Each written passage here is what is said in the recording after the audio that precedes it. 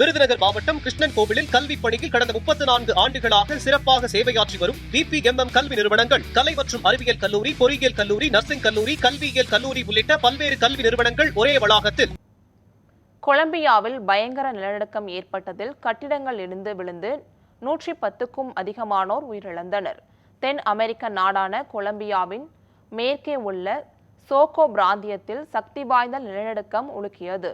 Richter அளவில் 7.4 பதிவான இந்த நிலநடுக்கத்தால் ஏராளமான வீடுகளும் கட்டிடங்களும் இடிந்து விழுந்தன.